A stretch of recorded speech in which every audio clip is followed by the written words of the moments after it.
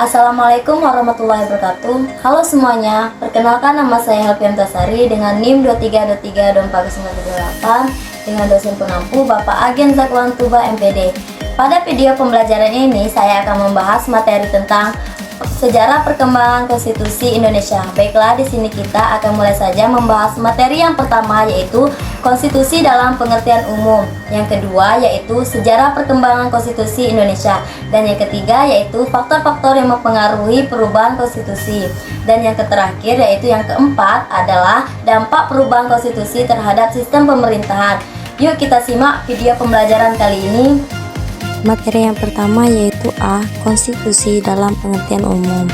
Konstitusi merupakan hukum dasar yang menjadi pedoman bagi penyelenggaraan negara.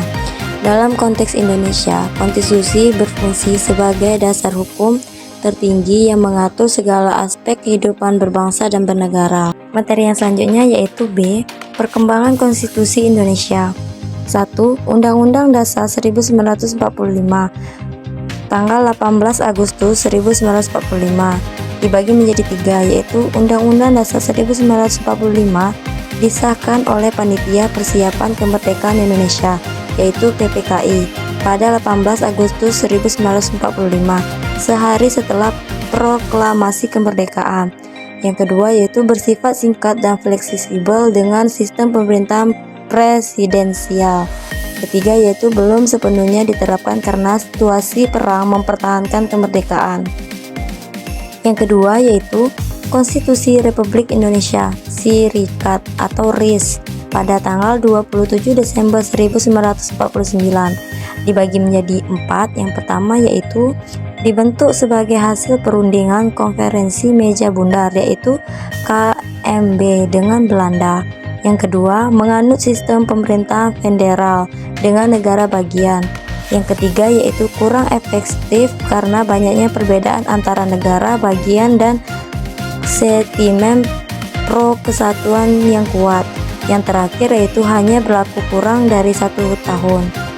Ketiga, Undang-Undang Dasar Sementara atau UUD 1950 dibagi menjadi 3 bagian. Yang pertama, diberlakukan mulai 17 Agustus 1950 setelah Indonesia kembali ke bentuk Negara Kesatuan Republik Indonesia, yaitu NKRI. Yang kedua, menggunakan sistem pemerintahan parlementer. Dan yang ketiga, menyebabkan ketidakstabilitasan politik karena sering terjadi penggantian kabinet. Yang terakhir yaitu kembali ke Undang-Undang 1945, Dekret Presiden 5 Juli 1959, dibagi menjadi 3 bagian. Yang pertama, Presiden Soekarno mengeluarkan Dekret Presiden yang mengubarkan konstituat dan memberlakukan kembali Undang-Undang 1945. Yang kedua, menandai kembalinya sistem presidensial. Namun dalam praktikalnya berkembangnya menjadi sistem demokrasi terpimpin.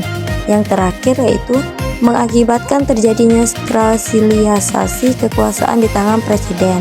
Materi yang selanjutnya yaitu faktor-faktor yang mempengaruhi perubahan konstitusi. Dibagi menjadi 4 bagian, yaitu yang pertama, dinamika politik. Dinamika politik adalah perubahan pemerintahan dan sistem politik yang mempengaruhi kebutuhan amandemen konstitusi.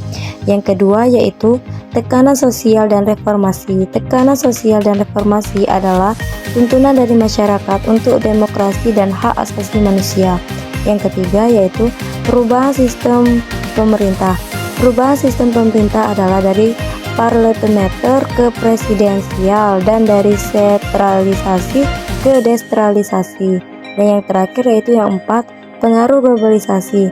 Pengaruh globalisasi adalah kebutuhan hukum yang lebih fleksibel dan sesuai dengan perkembangan zaman. D.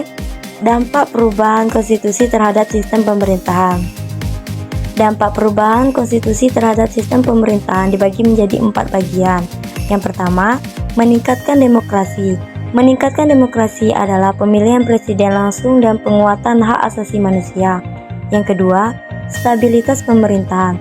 Stabilitas pemerintahan adalah pengurangan kewenangan presiden yang terlalu dominan.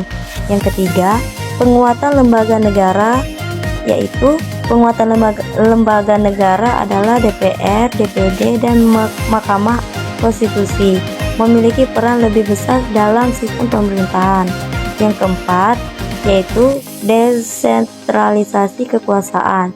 Desentralisasi kekuasaan adalah pemerintahan otonomi daerah yang lebih luas. Jadi, kesimpulan materi yang telah saya sampaikan tadi adalah sejarah perkembangan konstitusi Indonesia menunjukkan adanya dinamika politik dan sosial yang signifikan sejak 1945. Dari Undang-Undang Dasar 1945, Konstitusi RIS, UUD 1950, kembali ke UUD 1945, hingga amandemen pada era reformasi. Setiap perubahan mencerminkan upaya untuk menyesuaikan sistem hukum dengan kondisi dan kebutuhan bangsa. Perubahan ini membawa dampak besar terhadap sistem pemerintahan, seperti penguatan demokrasi, stabilitas politik, dan desentralisasi kekuasaan.